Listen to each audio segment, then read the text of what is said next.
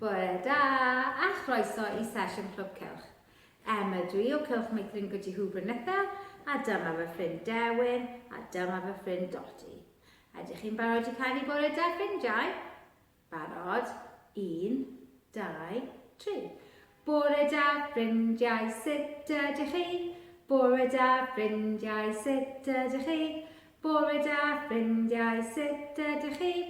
Rydw i'n dda iawn, diolch. Bore da Dewin, sut wyt ti? Bore da Dewin, sut wyt ti? Bore da Dewin, sut wyt ti? Rydw i'n dda iawn, diolch. Bore da Dodi, sut wyt ti?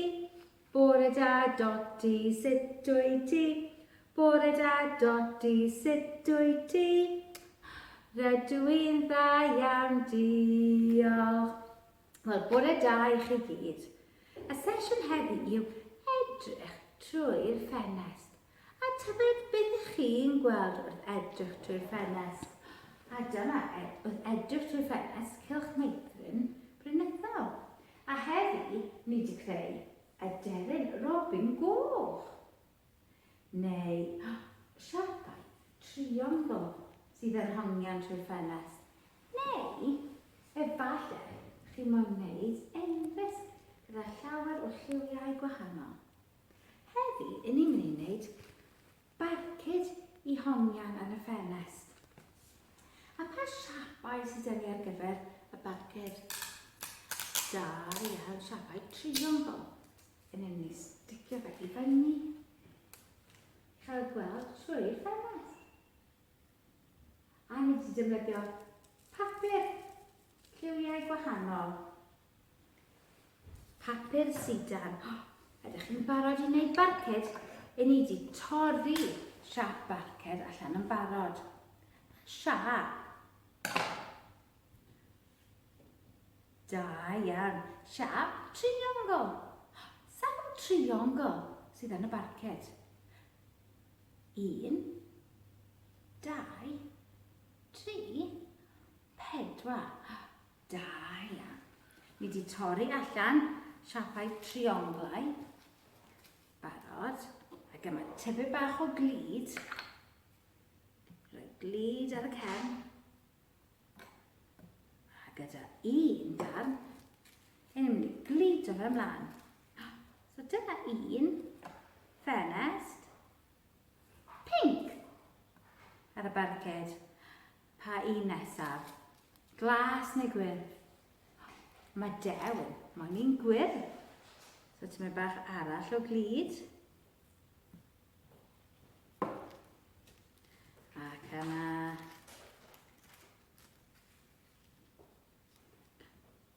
sticio flaman. Pa lliw arall? Da iawn, dyma'r un glas.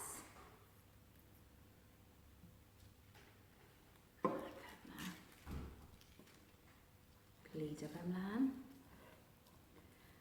A ni'n mynd I torri siap triongl arall gyda sesiwn. Falle bydd angen ychydig o help I torri allan y siap gyda sesiwn. So falle gofyn I rhiant I helpu torri. Torri gyda'r sesiwn. Ac yna, gyda'r glud, mae bach mwy o glud, ni gludo darn arall o'r triongl ar y ffenest, y barcud. Ydych chi'n barod I weld eich barcud gyda lliw pink, oren, glas a gwyrdd. A wedyn gyda darn o tapselo, i'ch mynd I gludo i'r ffenest. A pan fydd yr haul allan, fydd y lliwiau yn dod trwy'r ffenest. Ydych chi'n barod am stori? Y stori heddi yw Dona Direidi yn dysgu ginio. Y cyhoeddwr yw y lolfa, a diolch iddynt am ei cydweithrediad. Iawn, sut ydych chi? Fi ydy Dona Direidi. Ond ydych chi'n gwybod hynny siŵr? Dwi'n licio pink a dwi'n licio rapio fel hyn.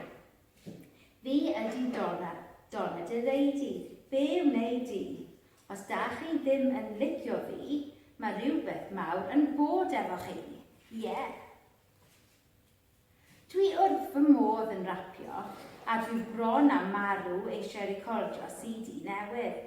Mae gen i gymaint o syniadau am rapio newydd, ond yn anffodus, mae recordio CD mewn studio yn costio llawer o arian. 1, 2, 3, 4, 5, 6, 7, 8 bunt. Dydy hynny ddim yn digon o bres i wneud CD. Bydd rhaid i fi feddwl am ffordd o ennill arian poced. Dwi wedi trio golchi'r ceir, ond doeddwn i ddim yn iawn am wneud hynny. Dwi wedi trio helpu i lanhau'r tŷ, ond roeddwn i'n anobeithiol. Wa, wa, wi, wa. Roedd o'n waith caled. A dweud y gwir, mae'n meddwl am yr holl waith caled wedi codi sachell arna i. Dwi'n meddwl a fi i'r siop i brynu diod. Dowch efo fi. Drychwch, be dwi wedi ffindio. Diod pinc, fy hoff lliw yn y byd. Dyna welliant da ydy ysgatlaeth pinc a dorri syched. Help angen yn y gegin. Wa, wa, wi, wa. Drychwch, mae cerdyn fan hyn yn gofyn am help yn y gegin. Tybed fedra i ennill arian poced? Iawn, fi ydy Dona Direidi, a dwi yma i helpu yn y gegin. Wyt ti'n gwybod sut i goginio cawl llysiau Dona Direidi? O na, be wna i? Dwi wedi dweud wrth y cogydd mod i'n gallu gwneud cawl, ond does gen i ddim syniad. Dwi'n well na rapio na coginio, gwrandew. Dwi'n hoffi bwyta cawl llawn llysiau lliwgar blasus. Mae'n gallu bod yn poeth, felly byddwch yn ofalus. A ha rapio gwych. Da iawn, Dona. Am llanast, dwi erioed wedi paratoi cawl o'r blaen. Naddo, dweud yn gwir, Dona Direidi. O, mae'n drwg gen i am y llanast. Does dim syniad sut i wneud cawliau. Cawl, fedrai ti ddangos i fi? Wa, wa, wi, wa. Edrychwch ar y holl llysiau yma. Fedrwch chi ei enwi? Moron, tatws, cennin a nionen. Mwyn creu cawl llysiau, mae angen i ti dorri'r llysiau yn darnau bach. Ond byddwch yn ofalus iawn, mae'r gallell yn miniog. Oes rhaid i fi dorri'r holl llysiau yma? Byddai wrthi am oriau. O dia. Wa, wa, wi, wa. Mae paratoi cawl yn waith caled. Mae rapio'n haws o llawer. Gwrandewch. Mae llysiau gwyrdd ac oren yn tyfu yn y prif. Mae eu torri nhw yn darnau bach yn cymryd bron pob trwy'r dydd. Da iawn, Dona Direidi. Rwyt ti wedi torri'n llysiau dda. Nesaf, rhaid ei berwi mewn sosban yn llawn dŵr.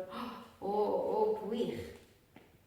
Rhaid i ti ei troi'r cawl a troi cawl nes ei bod y llysiau'n feddal. Ond cofio, mae'n poeth, felly mae angen bydd yn ofalus. Mae'r cawl yn arogli'n bendigedig. Wa, wa, wi, wa. Mae'r cawl yn edrych yn flasus. Ga i ei flasu? Please, please. Wrth gwrs, mi wnes i'n weithio'n galed iawn i baratoi'r cawl yma. Sut flas sydd arno? Dyna'r cawl mwyaf blasus yn y byd i gyd. Mae'n flasus ac yn iachus. Da iawn, Dona. Dwi'n meddwl dy fod yn heili arian poced am dy waith caled. Drychwch, mae gen 2 bunt arall i roi yn y cadw i gei.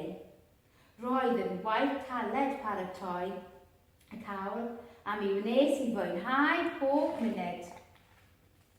Felly, dwi wedi ennill 2 bint heddiw ac roedd gen i 8 bint yn barod. Felly, sawl pint sydd gen i gyd? A wnewch chi helpu i cyfri? 1, 2, 3, 4, 5, 6, 7, 8, 9, 10. Da iawn. Wa, wi, wa. 10 pint am anhadw mi gei. Does dim digon o arian gen i eto i recordio CD newydd, ond dwi'n siŵr fedra i feddwl am beth arall i'w gwneud i ennill arian poced. Dewch yn ôl i'n gweld i'n fuan. Efallai y fyddai i wedi dysgu i wneud rhywbeth arall.